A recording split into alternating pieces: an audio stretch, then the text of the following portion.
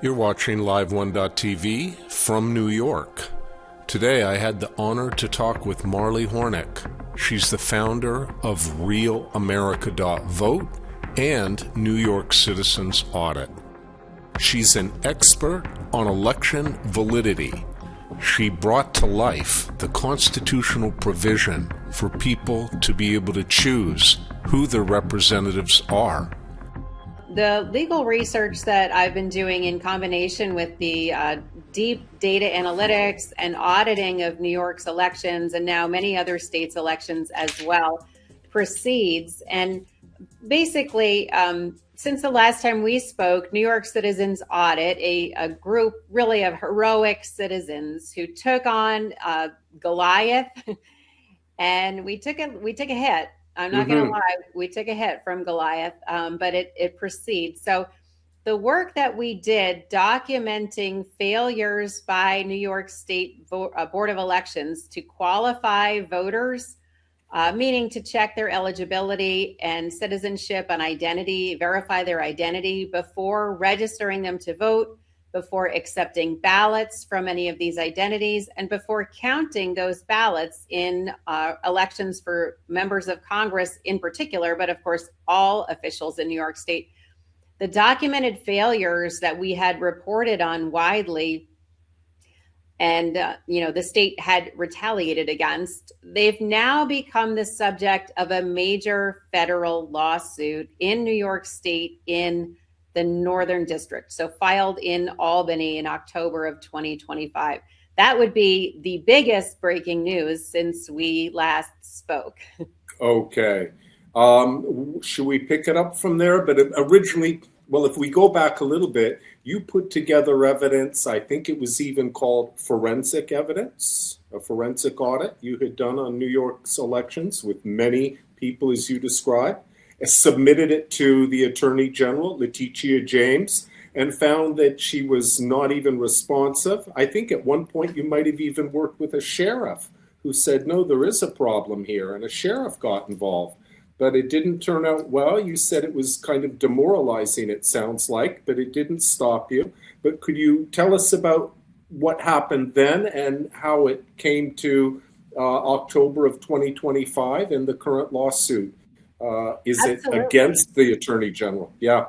Yeah, absolutely, because that story is critical to understanding why the lawsuit is so important, not only to New York, but actually nationally to restoring valid elections in America. So let's go back, like you say. So New York Citizens Audit, as I mentioned, had done deep audits of the New York statewide voter registration list, which the State Board of Elections calls NICE voter, NYS voter.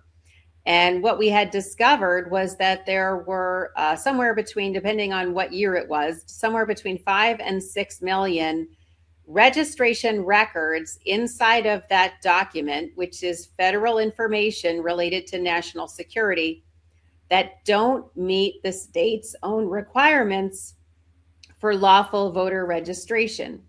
So, for example, an individual who wants to lawfully register to vote in New York State has to have a registration date that is at least 16 years from their birth. It can't, for example, be before their birth. It can't be in the future. It has to be a legitimate date. And of course, in New York's voter list, there are many, many, many registrants who have anomalies with their registration date that call the date into question as a matter of law, which means that their eligibility is uncertain. No one knows what the real date is when there is a false date entered. And that also goes for, the people in New York who are registered to vote, for example, on January 1st, 1850, making them some of the luckiest Americans because they voted for, of course, President Lincoln, and now they had the opportunity twice to vote for President Trump. I'm a little jealous. Wow, yeah, I'm jealous too. Oh my God. So there is a funny element to it, but it is also a matter of national security, and this affects the quality of people's lives. So you could say it's a matter of life and death, and can have tragic consequences as well. By the way, I don't want to interrupt you, but didn't Tom Fitton and Judicial Watch get involved and actually had a successful lawsuit to, as they call it, clean up the voter rolls? They had a lawsuit that was successfully ruled on in their favor. Whether or not the lawsuit actually produced a benefit for New York voters is a different question. Wow. They filed a lawsuit under the National Voter Registration Act requirements that the state do regular voter list maintenance, meaning once a voter is registered to vote who is ostensibly valid, that registration record needs to be updated if the voter moves, dies, or commits a felony offense. And so the lawsuit Judicial Watch filed said, hey, you've got all these people on your list who moved, died, or committed felonies, and you haven't cleaned them up yet. And so they sued the New York City Board of Elections to fix that. And New York City supposedly removed just under 400,000 names from their list because of this problem. But in reality, when we went back and looked at New York's voter list, we couldn't find any change. Yeah. We couldn't find any evidence that New York City had actually followed through on their promise to remove those names. And on top of it, when you have 750,000 people in New York City registered to vote on January 1st, it's a different question, right? It's not a matter of whether or not those registrations are being updated in a timely fashion. The question is, how in the heck did those registration dates and those voters get entered into the rolls at such an incredibly high rate? And how come 250,000 of them had their votes counted in 2024 when that's obviously a fake registration date? And we're not talking about a handful of clerical errors. We're not talking about a circumstance where what the election officials say, just to be clear, they say, oh, well, that is a placeholder date because, because of this, because of that, and because of the other thing. And believe me, I'm a homeschool mom. I have an encyclopedia of stupid excuses on my shelf. I'm not impressed when the Constitution says that the states have to qualify the voters according to their statutes, not according to their magic wands or their excuses. I want to know why 750,000 voters have fake registration dates. And I think all New Yorkers want to know. So this is the kind of data that we're challenging. And we had brought, like you said, we brought comprehensive reports of these problems, which are, again, they're not just, sour grapes. Under the Voting Rights Act of 1965, these registration records are called records with material errors and omissions. And even the voting rights czar under President Biden, Justin Levitt from Loyola University, claims that these registration records, if they are allowed to vote and a judge or an election official just makes an arbitrary decision about the validity of the record, that is, quote, dangerously ad hoc, meaning it can erode trust in elections and it can erode legitimacy of elections. The outcome could end up improper because, as he notes, hey, there's this thing called election fraud. It's not just voter fraud. It's not just voters who sometimes cheat. It is sometimes election fraud, meaning it's within the system. It's behind the green curtain, like in The Wizard of Oz. Yeah, and I learned a term that I'd never heard before. I learned it from New York Citizens Audit, an industrial level of election fraud. Was that correct? On an industrial level? Right, exactly, because you're looking at literally millions of illegitimate records. And you have to either accept that the state is telling you the truth when they wave a wand in front of you and they say, well, even though the law says technically that this isn't optimal, there are a number of reasons why it could happen anyway. And you just think, didn't the Supreme Court decide in 2024 in Loper Bright? They said, how How can agencies make these arbitrary decisions? They said literally, and I quote, the challenged action, what does the statute say about the challenged agency action? And there is no law in the United States of America that says election officials can make 6 million material errors and omissions and explain them with rhetoric. That's not in the law. What the law says is that only qualified American voters can participate in American elections. It's the second sentence of the United States Constitution, and that's not an accident. Wow. Okay. So actually, the whole subject is genuinely becoming more interesting. It's kind of like a whodunit. I mean, have you heard people say that before? I mean, this is a kind of a problem that it looks like we're being cheated. You're familiar with New York has the 3 shell game where, somebody puts a pea or a ball under 3 cups and it gets hard to know when the trick or when the illusion happens, that we're deceived before our eyes. When people vote, there's in some elections a combination of a paper ballot, and then there's also a process where a computer or data mix with that process. Is that correct? And aren't we trying to get to be able to see what's happening without blinking, without the lights going off, and without somebody moving things too quickly, and that we see the process from start to finish? And where are we being deceived in this process of voting? How do you look at it? Sure, it's so simple, actually, Ian. And yes, I think all of these elements make it seem really complicated and make it seem like there's a lot of intrigue and a lot of conspiracy and a lot of who done it and whose election was improper and how can you prove it. It creates this laundry list of distractions from the real show, which is that the Constitution says that the people of the several states choose the representatives. This is not just rhetoric. This is it was a condition of ratification that the states were going to restrict registration and voting to those clearly and explicitly qualified by state statute. The reason is simple. The first sentence of the Constitution, the one just before that one, says that all power to make law is vested in the United States Congress. All power to make federal law, to clarify.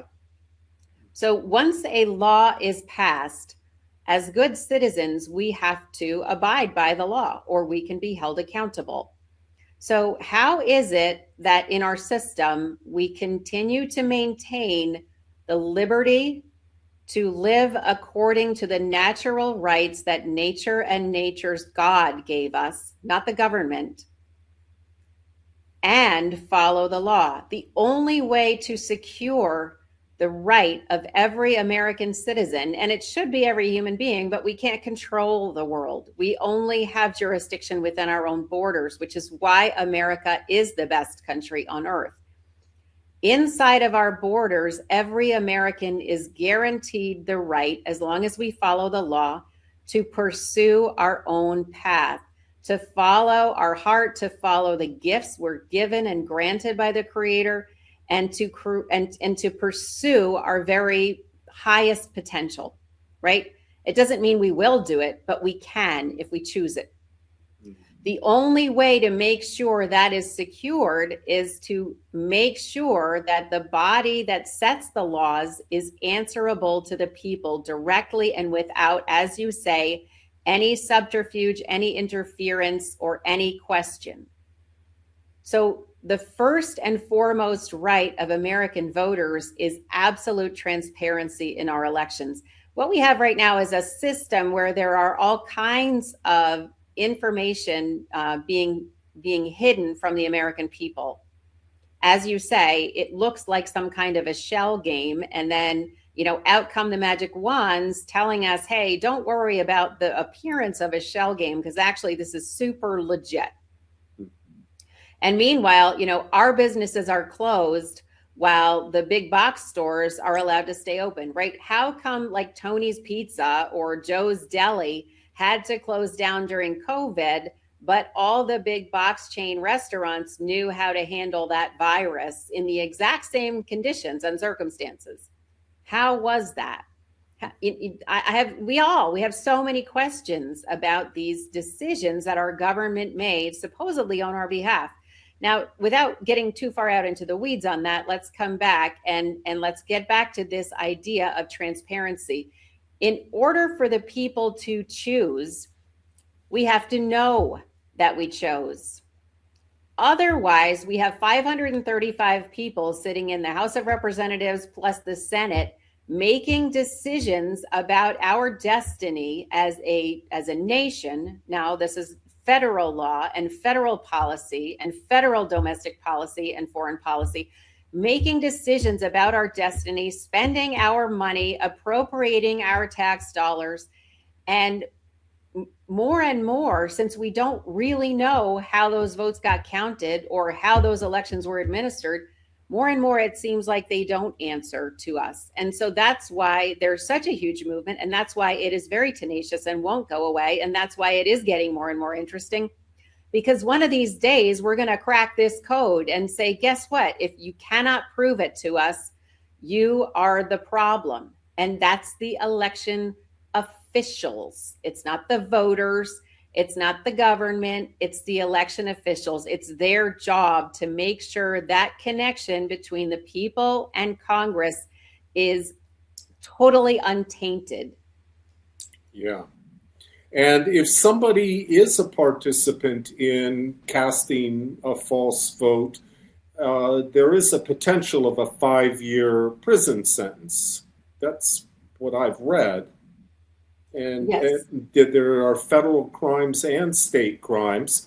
And if somebody participates in more than one vote being corrupted, I think that they could be, receive a life sentence. That they, if you were involved in 1,000 corrupted votes and intentionally, 100, that potentially could be 5 years for each sentence. Were you familiar that I believe it was Tom Paxton did bring a person in for stuffing fake ballots in the last presidential election? I believe that he did try to prosecute a couple of people. I wasn't sure what much came of it. But is anybody sitting in jail for casting ballots that were corrupted? Again, you have to go back to the election officials themselves. And certification of a false tally is a federal crime that the Supreme Court has upheld federal convictions for in 1888, 1941, and 1973. The Department of Justice, the last time they prosecuted an election official for certification of a false tally was May of 2020.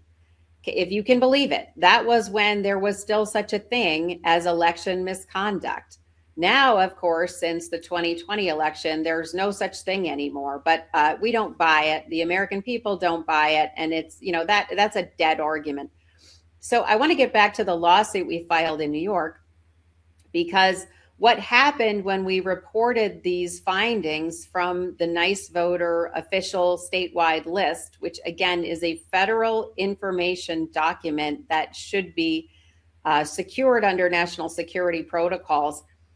What happened was not what we expected at all. We thought the state would want to fix the problems. We really did. We were quite, I would say, naive, or maybe just hopeful. Maybe we just believed in the principle of representative government, and we were shocked to discover that we don't have it right now in New York, because what happened was the State Board of Elections started sending defamatory and derogatory letters about New York Citizens Audit to every statewide official and official body they could access. And they literally said in one of their meetings, we have to go on the offensive now. So they didn't ever stop and say, I wonder if these citizens have a point. I wonder if there is a problem. I wonder if their voting rights are being compromised in some way, and if we need to open up our work and see if there are some kind of nefarious access or some process within the system that's simply not functioning correctly and allowing all of these registration records in that should never have been registered in the first place. So they went on the warpath against the citizens who were simply trying to point out variances from the law in the official records and get them rectified. Now, when that was not effective in stopping the citizens, in fact, I think it may have even motivated New York Citizens Audit to work harder, because it really ticked people off that we were making these comprehensive reports. We were doing this incredibly diligent audit work with professional data auditors, analysts, computer developers, programmers, like really high caliber people. So the fact that they took our reports, trampled them, and threw them out all over the state and said, hey, these are unequivocally false, and they said no one has seen their data. Well, it just, like I said, it really just made everybody want to work harder. So what did that trigger from the state was that the Attorney General, Letitia James, then opened a pretextual investigation into New York Citizens Audit under the auspices of the Ku Klux Klan Act. And how did we find out that we were under investigation? We read it on the cover of Newsday. We read it on the cover of the Times Union. We read it on every newspaper, top quarter, top front page, from Montauk to Buffalo. That's how we found out we were in big trouble with the Attorney General. And, sadly, there were hundreds of people doing canvas work. There were hundreds of people bringing comprehensive reports to town boards, state legislators, federal legislators, and others all over. We were reporting to the DOJ, to the FBI, to the New York State Police Special Investigations. We were on this like dogs on a bone. And I would say within about 3 weeks of that investigation opening under the Ku Klux Klan Act, basically characterizing our actions as having some kind of a Jim Crow intent behind them, trying to disenfranchise minority voters by checking the authenticity and accuracy of the state's data, everybody left.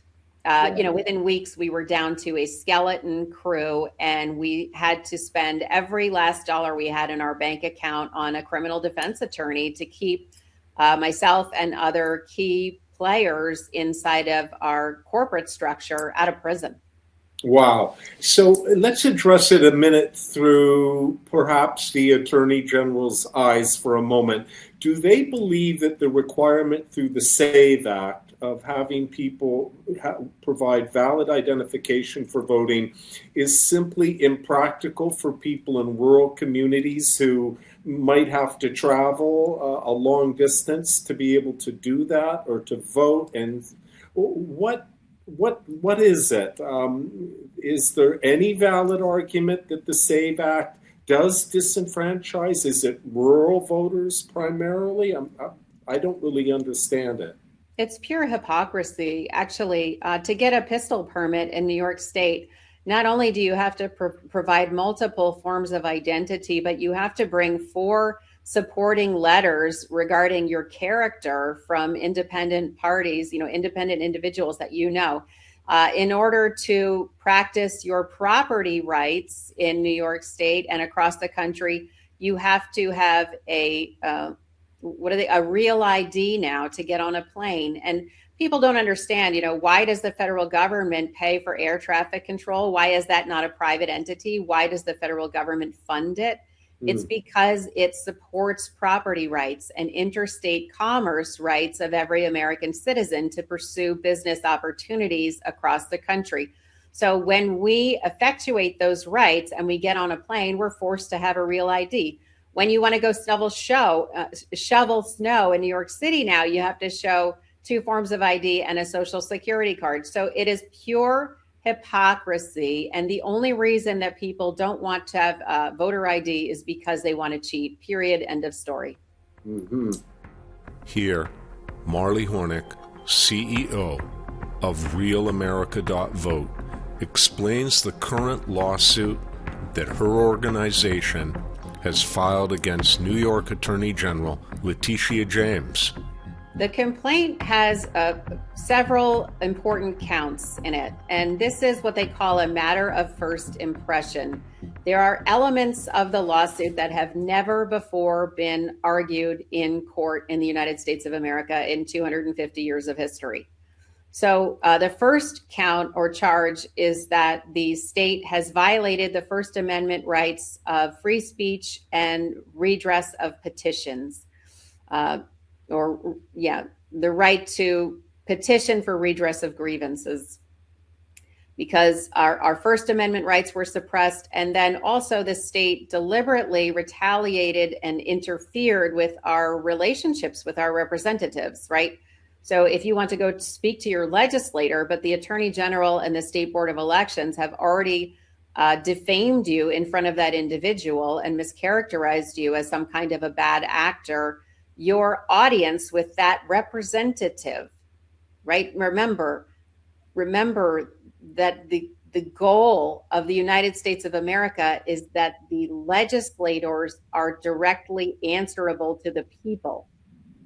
So now other official bodies have interfered in that relationship and tried to turn the representative against the constituents seeking help. It's vile. It's almost as bad as election rigging itself. So that's the first count. We also argue under the Fifth Amendment due process that the state clearly had not reviewed our reports when they told other state officials that they were unequivocally false. And that's because the State Board of Elections admitted it. They said these reports are unequivocally false, but no one has seen their data. So they acknowledged that they had never bothered to review the reports we sent, and they ignored the fact that we clearly identified the data in question was their data, not our data. So that's a Fifth Amendment issue. Also, there's another Fifth Amendment issue because when they defamed us, we were not simply trying to argue about, maybe having fewer billboards in town or not putting up a power plant right next to an elementary school. We were trying to defend a even more important right, which is the right to choose representatives, the second sentence of the Constitution. So they didn't just interfere with our First Amendment rights. When they did that, they blocked our composition clause right, our fundamental constitutional right to choose. So that creates what they call a stigma plus claim, which is very bad for them. Really not a good look. There's a couple of other counts, but ultimately what we claim is that the defendants, which is the New York State Board of Elections and Letitia James and a couple others of the attorneys in her office, they have not only refused to review the possibility that they have violated the composition clause and violated their duty to only allow qualified voters to register and vote and only count the votes of qualified voters, but that their retaliation shows they intend to completely usurp the right, that they have no intention of returning that right to the citizens of New York State. And, speaking of their responses and where we stand with the case, their attorney representing them, of course, from the Office of the Attorney General, actually the last two words of his motion to dismiss, literally, and it's almost unbelievable, were ignore them. After hearing Marley Hornik's claim, I had to take a more careful look at the New York Attorney General's motion to dismiss the lawsuit. There appear to be 14 attorneys who are participating in this motion to dismiss the lawsuit, many of them from the Attorney General's office, working together with attorneys from the Board of Elections. The attorney who signed off with his final remarks, this court must ignore them. is Benjamin Lefke, working for the Attorney General, Letitia James. So that continues to be their MO, which is that there is no such thing as a right to vote in the state of New York. And there is no avenue and no pathway for citizens to review the work by the New York State Board of Elections, criticize it, and seek redress for the repairs. And this is shocking. So right now where we are with the case is we are waiting for the judge to rule on the motion to dismiss. And the counts are really irrefutable. It's not really an election lawsuit. So it's very different from a lot of the cases we saw fail on standing since 2020. It's really a First Amendment lawsuit and a Fifth Amendment lawsuit. But because of this state's actions, we brought in this totally new claim of a civil rights conspiracy to usurp the right to choose under the Composition Clause. We're waiting for the judge to rule on the motion to dismiss, and she has 60 days total. And I think we're about halfway through that period right now on February 25th. Okay. So we're looking at about a month from now, we should be hearing on the case. And I do think it's really important for a lot of people to know that, because sometimes when an issue like this is so fraught, and you can't blame the judges in a way, but they will try to delay rulings that are just such a political hot potato. So my heart goes out to her, but we need a ruling on this, and that's it. And I think it's really important to note for the benefit of listeners, because sometimes we don't always put the pieces together. We can see them, but we don't always plug them into each other, that the attorney who wrote the motion to dismiss and used those words, ignore them, to close his motion to dismiss, was paid by us to say that. Huh.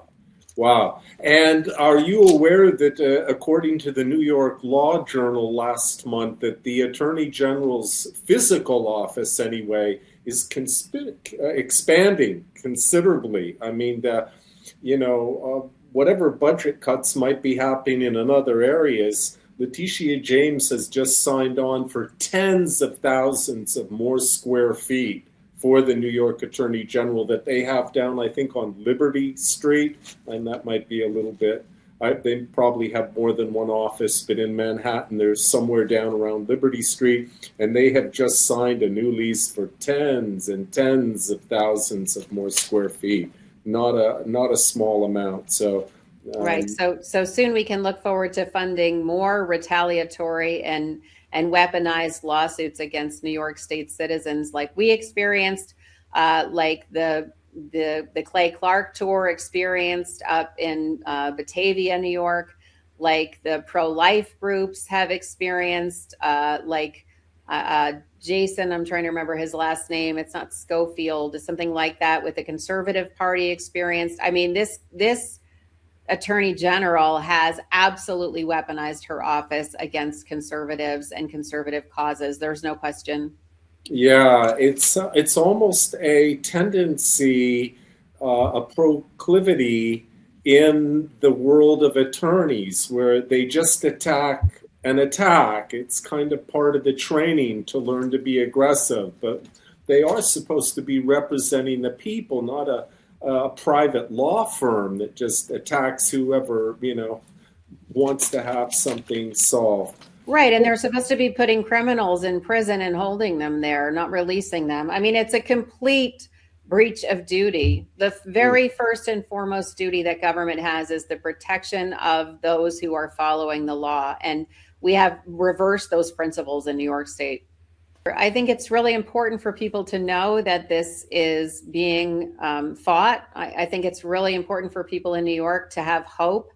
We have done some political analysis on our lawsuit. And while RealAmerica.vote and New York Citizens Audit are nonpartisan, nonprofit organizations, it does show that our lawsuit reaching discovery is going to give Bruce Blakeman a +3 in his margins, just because of the repercussive nature of that call for transparency, which is exactly what the lawsuit is seeking as a remedy, is a comprehensive external end-to-end bonded, certified, qualified professional audit of the entire process of administering elections in New York.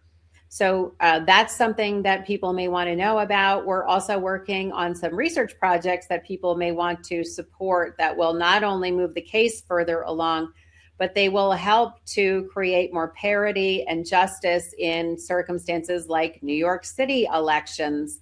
Without getting into any specifics, we have some real fraught circumstances there, obviously. And again, the bald-faced hypocrisy in New York of no voter ID in elections, but suddenly the new mayor just recently elected, Mayor Mamdani, comes out requiring 3 forms of ID to work as a snow shoveler on the streets. And why do we need snow shovelers on the streets? Well, that's because the Democrats have defunded the Department of Homeland Security and we can no longer pay for snow removal. So it's just like I hate to say it, it is a snowball of events. And so when people think about where you want to put your support and make sure that we continue to fight, not for the Democrats, not for the Republicans, but fight for liberty, fight for the right to choose, and fight for natural rights to continue on the face of this beautiful God-given planet, please consider supporting realamerica.vote. We will put those dollars to extremely good use, I promise. Make sure you go to realamerica.vote. Give generously as you can afford. This is a real nonprofit that does real work to make this country better for all of us.